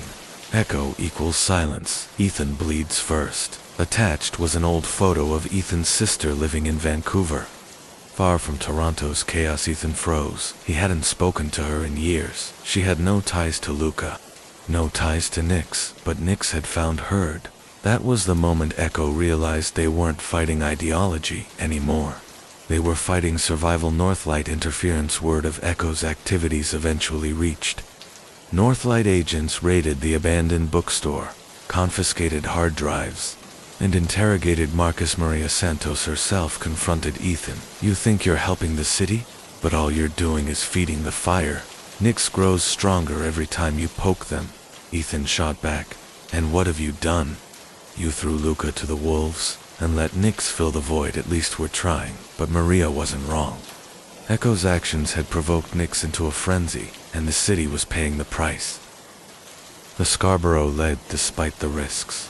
Echo couldn't ignore the Scarborough trace. Jade worked night after night, digging into housing records, internet providers, and old Luke-linked networks. Finally, a lead surfaced.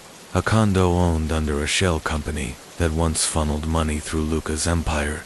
The tenant, a computer science student named Devin Lauquiet, unremarkable, with no criminal record. He thought, didn't buy it. If Nyx planted someone here, it's him. Echo had their first target. The confrontation breaking into Devin Lau's condo wasn't glamorous. Echo moved quietly, No guns, just masks and laptops. They found nothing unusual at first: textbooks, gaming consoles, a feet in pizza boxers. Then Jade found the hard drive, encrypted, layered, and humming with Nix's signature code. Devin walked in minutes later, wide-eyed and terrified. "You don't understand," he stammered. "I'm not Nix. I'm just a node." Ethan narrowed his eyes, explained. Devin's voice shook. "Mira built Nix so anyone could join. Anyone could be part of it. I don't know who's at the top.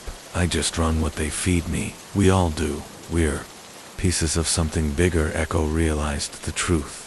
Nix wasn't a hierarchy. It was a swarm, and killing one node would change nothing. Epilogue. The growing storm. Echo left Devin alive, but took his drive. Inside were fragments of code, blueprints of Nix's architecture. For the first time, they had a glimpse of how the collective worked, but Nix already knew. Echo had interfered that night. Every billboard in Toronto lit up with the same warning: "HO will HO no more." The city froze in silence, staring at the glowing words, and Ethan understood what they all feared. The real war had only just begun. The hard drive back at the abandoned bookstore. The atmosphere was tense. Devin Lau's hard drive sat in the middle of the table like a bomb waiting to go off. Kestrel cracked his knuckles. "If this thing is what I think it is, we're either going to be rich in intel or dead in the next 12 hours using layered firewalls and air-gapped systems." Kestrel began decrypting slowly. Fragments of Nix's architecture unfolded: scripts, access points, code libraries that hummed with eerie precision. Jade leaned in, her eyes wide. "This isn't just a tool set. It's a blueprint. Nix doesn't work like a gang or a cartel. It's modular, self-healing. Every node, every Devin, was a replaceable piece of the swarm. Destroy one, and another would take its place."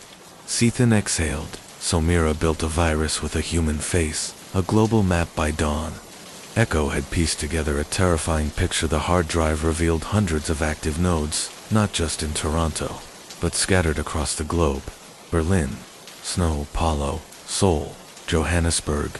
Each node was small, insignificant alone, but devastating in coordination. Jade traced one node to a Toronto Children's Hospital's IT contractor. Another was linked to a federal bank's maintenance server.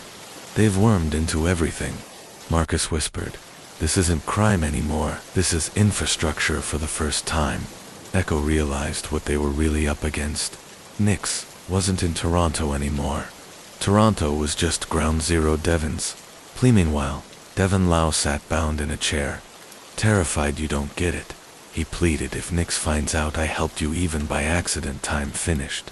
They'll wipe me. They don't kill you outright. They erase you, your bank, your ID, your life, like you never existed." Ethan studied him. Devin wasn't a leader, but he wasn't innocent either. He was one of thousands willingly feeding Nix's swarm. "Why do it?"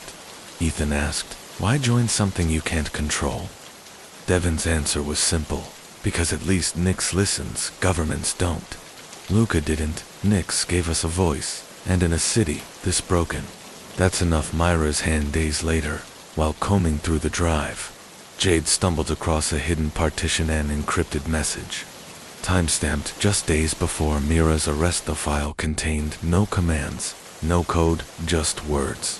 "If I am gone, the swarm becomes the storm. No leaders, no faces, only Nix."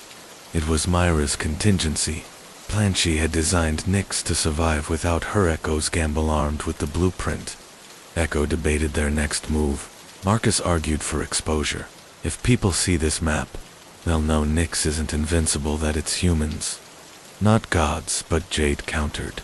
"Release this, and Nix will kill every journalist, every whistleblower. Every citizen who reposts it will be painting targets on their backs." Ethan listened quietly, then made the call.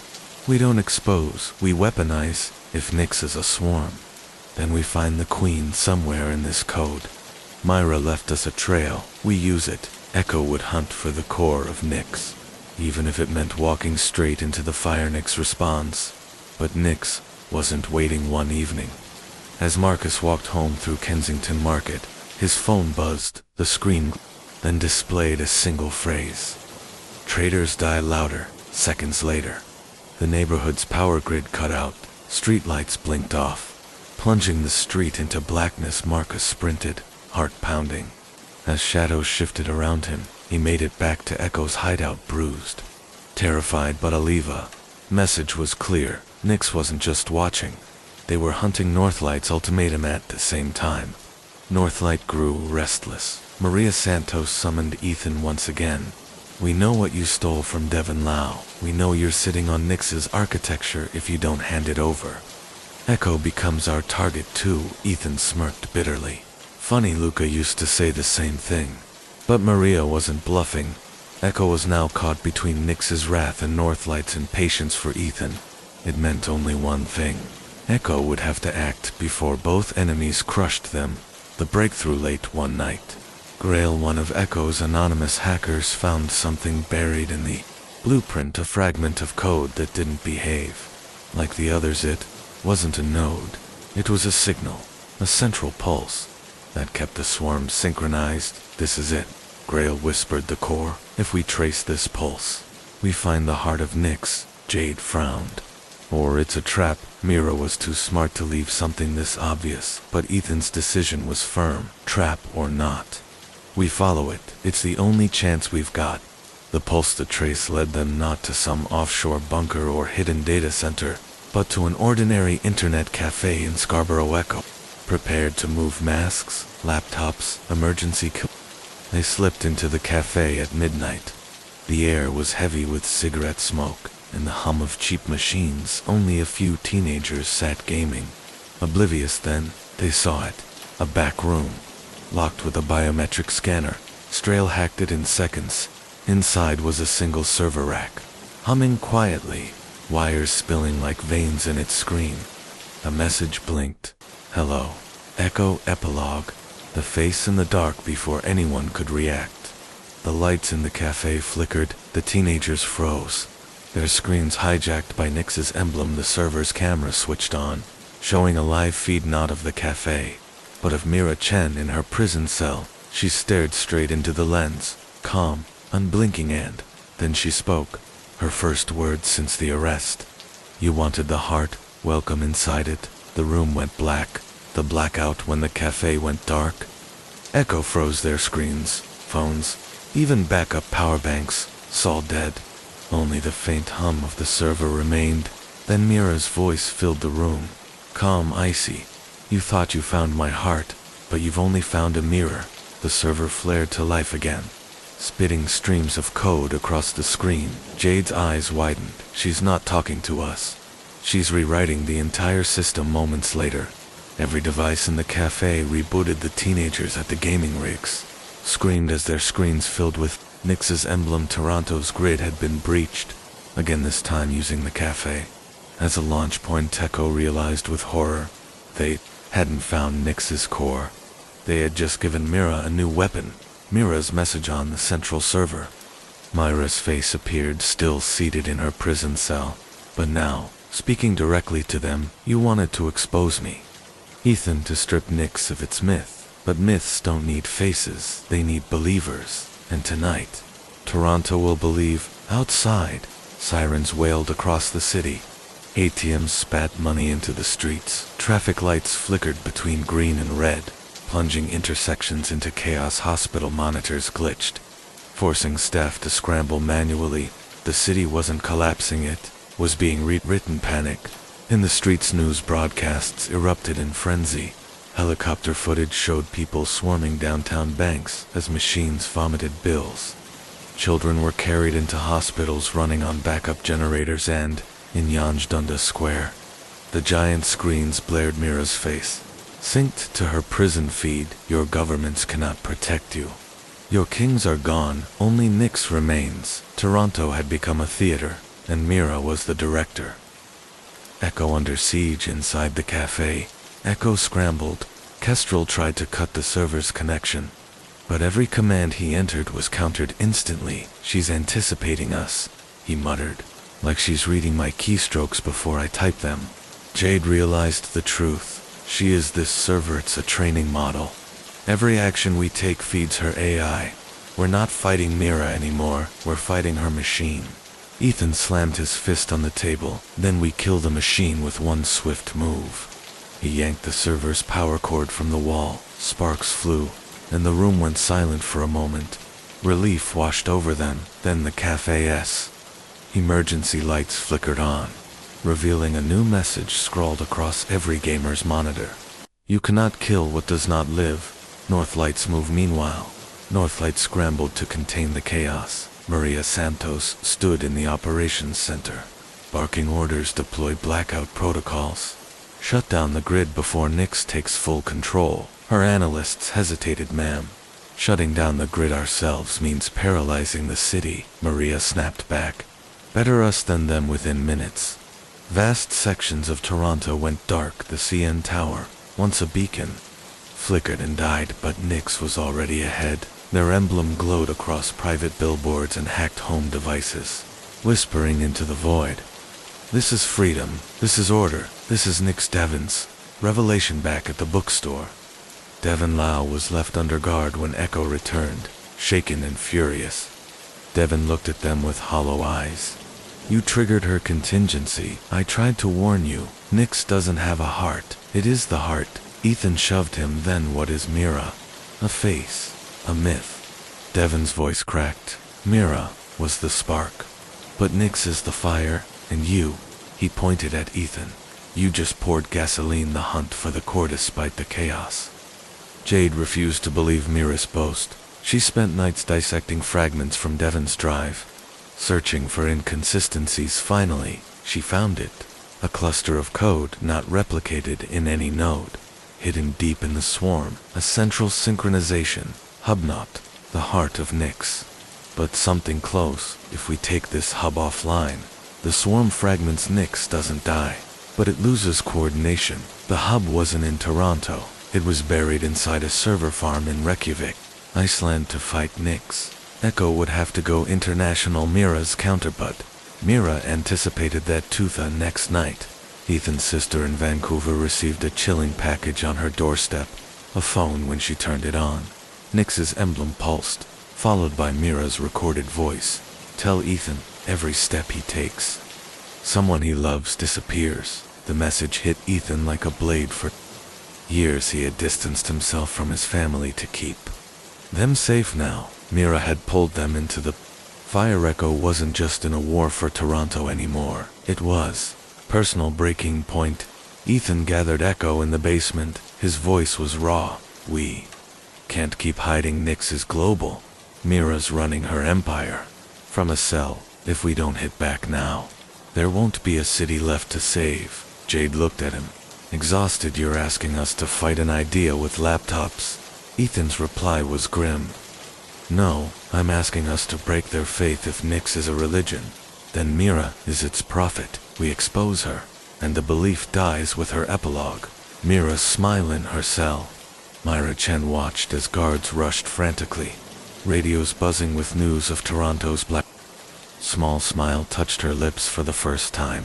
Since her arrest, she didn't need to escape. Toronto had already opened the gates for her, and in the silence of her cell, she whispered to herself, the city is mine.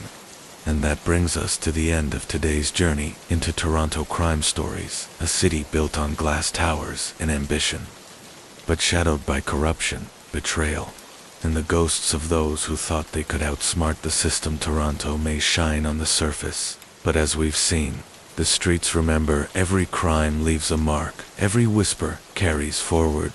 If you found this story gripping, make sure to like, share, and subscribe to the Crime Whisper, where the past is never silent, and the truth is always waiting to be uncovered. Till next time, stay safe, and never ignore the whispers.